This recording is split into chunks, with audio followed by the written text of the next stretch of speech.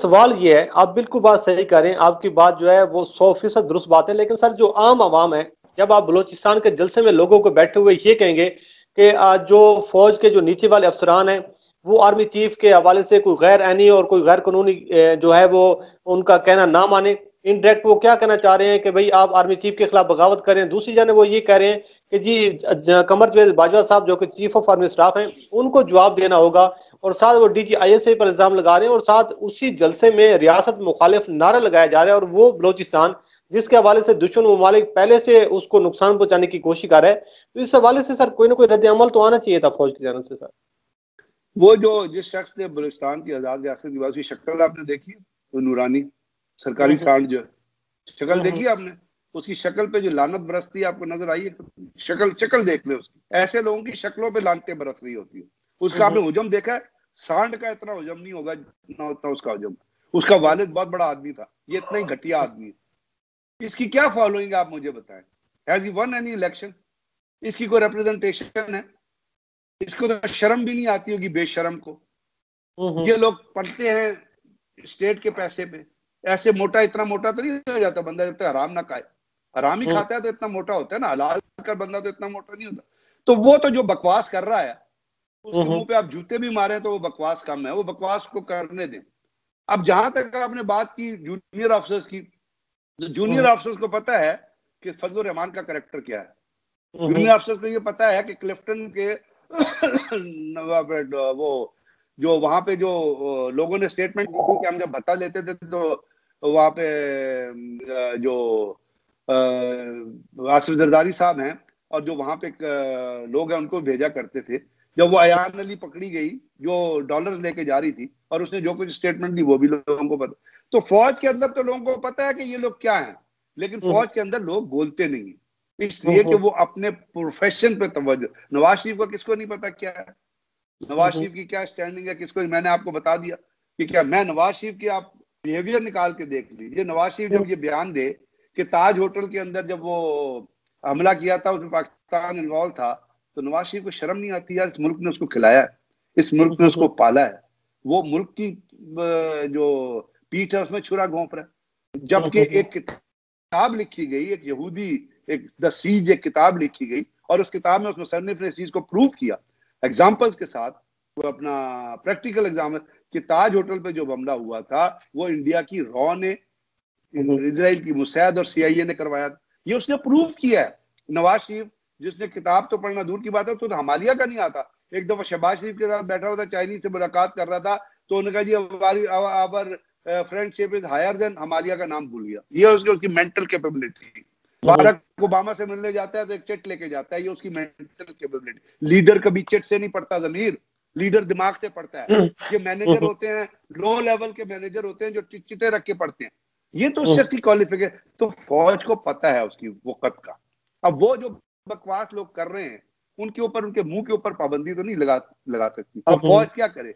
बुला के कटहरे में खड़ा करके इनको। लेकिन सर सबसे अहम चीज ये चीज है कि आपके इल्म में है कि बलोचिस्तान के हवाले से हमारी फौज ने, हमारे इदारों ने जो कुर्बानियां, एक लाजवाब कुर्बानियां दी और जिस तरीके से वहां पर अमन हुआ, और खास तौर पर जो CPEC है सर, अपोजिशन के जलसों को देखें, वहां पर CPEC को टारगेट करने की कोशिश की जा रही है। CPEC के हवाले से बातें की जा रही है कि जी ये जो CPEC है ये चाइना को पूरा पाकिस्तान गिरवी उन्होंने रख के दे दिया है। तो ये जो पाक फौज की कुर्बानी है, हमारे जवान वहां पे शहीद हो रहे हैं, वहीं जाके उसी सरजमीन पर हमारे ये जो लोग, जो साबिक वजीर आजम है उनकी बेटी हैं, वो अवाम की गैदरिंग से फिर अवाम को बगावत पर उकसाएंगे। तो सर अवाम और जो एक लोगों का जो एक मोराल है, तो ये तो सर डाउन होगा ना सर इस हवाले से। मैं यही तो आपसे, इसलिए लोगों को मैंने कहा है कि यही तो वक्त है, आगे बढ़ो खुदा के लिए, खड़े रहोगे कहाँ तक तमाशबीनों में। यही तो मैं एजुकेशन कर रहा हूँ कि लोगों को समझना चाहिए सच क्या है और झूठ क्या है।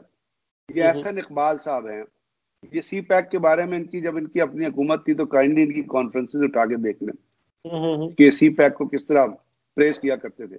वहां पे उस अपोजिशन ऑब्जेक्शन रेज करती थी कि आप हमें CPEC के रूट के बारे में नहीं बता रहे, यू आर सो कंफ्यूज। तो ये उसको डिफेंड करते थे कि जी CPEC ये और CPEC इतने बड़ा प्रोडक्शन लेके आएगा, क्लेम करते थे कि CPEC नवाज शरीफ लेके आया है। तो अगर उस वक्त ये चीज क्लेम करते थे और आज आप CPEC के खिलाफ बात करें तो मुनाफत कौन बताएगा? मुनाफत आप किसको कहेंगे? झूठ आप किसको कहेंगे?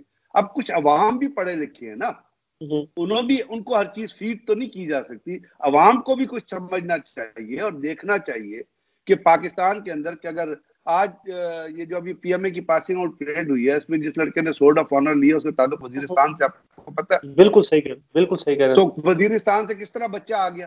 कैडेट कॉलेज अपना बलोचिस्तान में कैडेट कॉलेजेस बने हुए हैं, सिब्बी में अपना वो सुई में कैडेट कॉलेज बना है, वहां पे बहुत ही डाउन ट्रॉडन जो नीचे गरीब लोग होते हैं उनके बच्चे पढ़ने के लिए आते हैं, और उनको जिस तरह का माहौल दिया जाता है, वो क्या उससे पहले वहां पे अकबर बुख्ती और बुख्तियों की हुकूमत, उन्होंने कैडेट कॉलेज अस्पताल बना दिया अपने इलाके में। वो थे जो सुई से जो पैसे मिलते थे मजदूरों के, वो उसमें से उसका परसेंटेज खा जाते। वो जो आज बाहर बैठा हुआ है अपना बनमदाद बुख्ती, जो लोगों के पैसे खाते थे, गरीबों के पैसे खाते थे, जुल्म करते थे, मारते थे, कत्ल करते थे, औरतों की असमतदरी करते थे, वो जाके आज इंडिया के हाथ में चढ़े हुए। तो वहां पे लोगों को सोचना चाहिए ना कि हर चीज दुनिया में, ये हमारी जरूरत है कि हम राइट और रॉन्ग में तमीज करें। हर चीज जो है वो किताब वो प्लेट में रख के नहीं दी। लोगों को देखना चाहिए कि उनको किसने नुकसान पहुंचाया। लोगों को देखना चाहिए कि नवाज शरीफ अगर बाहर बैठ के पाकिस्तान के अदारों के खिलाफ बात कर रहा है तो चले भाई, आपका ग्रीवियंसेस है, आप मुल्क के अंदर आके बात कर लें। जब आप बाहर बैठ के अदारों के खिलाफ, इसका मतलब है कि somebody is paying you। बगैर पेमेंट के कोई शख्स अदारों के खिलाफ बात नहीं करता, बगैर पैसे लिए कोई आदमी। यहाँ पाकिस्तान के अंदर जितने जर्नलिस्ट अपना फौज के खिलाफ बोलते हैं, मैं उनके नाम आपको बता सकता हूँ लेकिन मैं बताना नहीं चाहता, वो सारे पेरोल पे हैं किसी ना किसी की। कोई शो कर रहा है, कोई टीवी पे कोई शो कर रहा है, कोई रेडियो पे शो कर रहा है, वो पे लिस्ट पे है। They are being paid money. तो सर कौन कौन से लोग खिदमत खिल्क में काम नहीं कर रहे। तो सर ये आप जो बात कर रहे हैं कि आपकी नजर में और आपकी जाती राय सर क्या है, दो चीजें आपसे मैं जानना चाहूंगा। पहली बात तो यह है कि जो बात हो रही है चीफ ऑफ आर्मी स्टाफ को, sitting chief of army staff पर इल्जाम आयद किए जा रहे हैं, और दूसरी जानिब जो हमारे साफी हजरात हैं, मैं नाम ले लेता हूँ, हम मीर हो गए, तलत हुसैन हो गए, और इसी तरीके से बाकी कुछ लोग हैं, सलीम साफी जैसे लोग, वो इस इशू पे बात करने को तैयार नहीं है कि आप सिटिंग आर्मी चीफ पर इल्जामात लगा रहे हैं और आप दुश्मन ममालिक को खुश करने की बात करें, बल्कि उल्टा वो ग्रिल करने की कोशिश करते हैं। लेकिन ऐसे लोगों को कौन से ममालिक हैं सर आपकी नजर में जो सपोर्ट कर रहे हैं? सर देखिए, हामिद मीर ने किससे अवार्ड लिया था? मैं अपनी तरफ से कुछ नहीं कहता। हामिद मीर ने किससे अवार्ड लिया था, कहाँ जाके अवार्ड लिया था? उस वक्त उन्होंने पाकिस्तान आर्मी के खिलाफ बात नहीं की थी।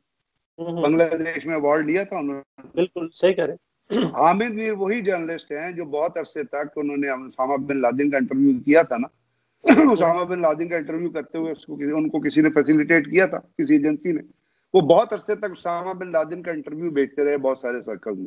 जिस वक्त अमेरिकन ने आके अफगानिस्तान पे हमला किया, वो उसामा बिन लादेन के खिलाफ हो गया अमेरिकन जो। तो अब आप अंदाजा लगा लीजिए कंपैरिजन में उनके साथ। मैं ये चीजें हैं जो आपके सामने हैं। तो वो शख्स तो हमेशा उस चीज को कैश कराता है जिसके जरिए वो कुछ बन सके या बना सके। सलीम साफी की आबादी, लोग बड़ी अच्छी तरह सलीम साफी की हकीकत को जानते हैं। लोगों की नजरों से चीजें छुपी नहीं रहती।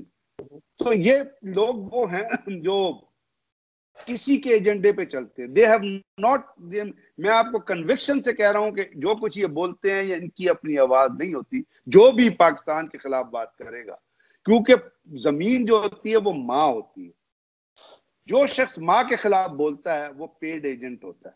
जो भी शख्स एक जमीन के खिलाफ, एक मुल्क के खिलाफ बोलेगा, उसका इंटरेस्ट या पैसे से वाबस्ता होता है या जात से वाबस्ता। तो सर ऐसे अनासिर को हमारे इदारों को कब तक छुट्टी देनी चाहिए सर? उनके खिलाफ कोई सख्त एक्शन लेना चाहिए? मैं तो जमीन समझता हूँ कि ऐसे लोगों को, मतलब ऐसे लोग अपनी जो है ना न्यूसेंस बनाने के लिए चाहते हैं कि उनको कोई गिरफ्तार कर ले। जिस तरह मरियम चाहती है, कहती है मुझे गिरफ्तार करो। अब एक औरत है, उसको अगर आप गिरफ्तार करेंगे, चाहे वो गलत कह रही है चीजें, लेकिन आप खुद ही सोच ले पाकिस्तान में जो लोगों के जज्बात है, वी रिस्पेक्ट, हमारे यहाँ हर शख्स औरत की रिस्पेक्ट करता है। तो ठीक है, खुली छुट्टी दो, बोलने दो। हाँ, जो उनके करप्शन के केसेस हैं वो जरूरत इस अमर की है कि अदालतें चलाएं और उनमें जो लोग इन्वॉल्व हैं उनको सजाएं दें, और ये सजाएं अदालत के थ्रू होनी चाहिए।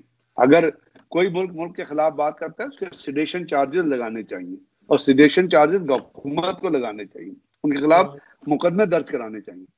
ये नहीं कि आप खुली छुट्टी दें, उनके खिलाफ मुकदमे दर्ज कराएं। अब यहाँ पे किसी का रॉ से ताल्लुक है, किसी का अफगानिस्तान से, और मुझे पता है किसका ताल्लुक। जो भी आप बात करेंगे उसका कोई ना कोई इनके अंदर किसी के, जो पाकिस्तान, मैं आपको फिर कैटेगोरिकली बता दूं, जो पाकिस्तान की रियासत के खिलाफ बात करता है पाकिस्तान, वो पेड एजेंट है, वो अपनी जबान नहीं बोल रहा, उसको डिक्टेशन दी जाती है टेलीफोन पे, ईमेल पे कि जी ये बातें करो। नवाज शरीफ ऐसी तो नहीं कर रहा।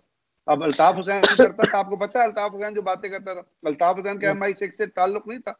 अल्ताफ हुसैन के डायरेक्ट जो अनवर साहब थे, उन्होंने नहीं कहा कि जी हम स्विट्जरलैंड जाते थे, फलानी जगह जाते थे, होटल बुक होते थे, कमरों में ठहरते। अल्ताफ हुसैन के जब फ्लैट की तलाशी की, कितने $मिलियन निकले थे वहां से, एक ट्रक भर के करेंसी का आया था ना, लेकिन चूंकि MI6 का एजेंट है तो उसे छोड़ दिया गया। अब इसी तरह का एक और उन्हें चाहिए बरतानिया को, और जिसके जरिए पाकिस्तान में तब वो जो है वो, क्योंकि दुनिया की जो जितनी हुकूमतें हैं या जितनी एजेंसीज है, चाहे वो रॉ चाहे CIA, वो अगर किसी को फेयर करती हैं तो वो ISI को फेयर करती है, क्योंकि ISI ने उनके बहुत सारे नफेरियस डिजाइन, MI और हमारी सिविल इंटेलिजेंस ने, यानी हमारे इंटेलिजेंस सिस्टम ने उनके डिजाइन को नाकारा किया। कलभूषण को पकड़ के सामने ले, रेमंड डेविस को पकड़ के सामने ले आया, उसको यहाँ से एक्सपेल करना पड़ा।